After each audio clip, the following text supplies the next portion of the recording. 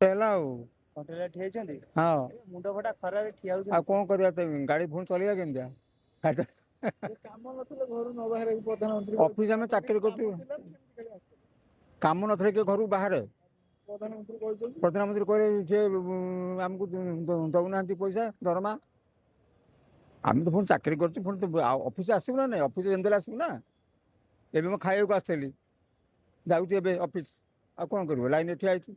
ପୂର୍ବରୁ ଗ୍ୟାସ ସଂକଟ ଦେଇଥିଲା ଲୋକ ବହୁତ ହଇରାଣ ହେଲେ ସେ ଆମେ ସେମିତି ହଇରାଣ ହେଇଛୁ ପୁଣି ମିଳିଲା ମାସକ ପରେ ମିଳିଲା ଗ୍ୟାସ୍ ମିଳିଲା ମାସକ ପରେ ଆଉ କଣ କରିବା।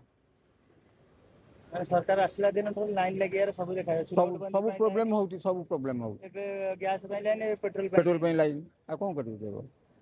କଣ ସମାଧାନ କଣ ଭାବୁଛନ୍ତି? ସମାଧାନ କଣ କରିବ ସରକାର ଯାହା କରିବେ ଆମେ ଆଉ କଣ କରିବା। ଆମେ ତ କିଛି କରିପାରିବା ସରକାର ଯାହା କରିବ। ପେଟ୍ରୋଲ ରେଟ୍ ମଧ୍ୟ ବଢିବାର ଅଛି।